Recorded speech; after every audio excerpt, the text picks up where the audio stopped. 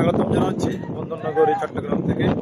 আজকে সারাদিন চট্টগ্রামের বিভিন্ন এলাকায় বাজারে ঘুরেছি, অভিজ্ঞতা অর্জন করেছি কোথায় কোন জিনিস পাওয়া যায়, কোন এলাকা কোন ব্যবসার জন্য ভালো সেগুলো দেখেছি। যেমন টেরি বাজার, তেজউদ্দিন বাজার, আসাদগঞ্জ, খাতুনগঞ্জ, এরকম বেশ কিছু গুরুত্বপূর্ণ এলাকা ঘুরেছি। দেখেছি আমরা কোথায় কোন জিনিস সহজে পাওয়া যায়, কোন জিনিস নিয়ে ব্যবসা করা যায়।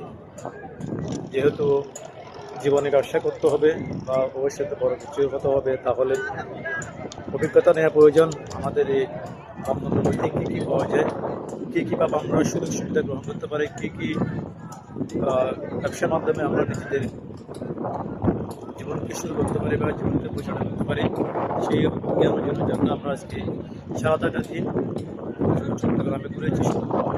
তো দিন শেষে আসার সময় একটু আসলাম বন্দরনগরীতে নদীর পাশে। তো এখানে রিফ্রেশ করার জন্য, নিজেকে শান্ত করার জন্য এদিকে আসলাম।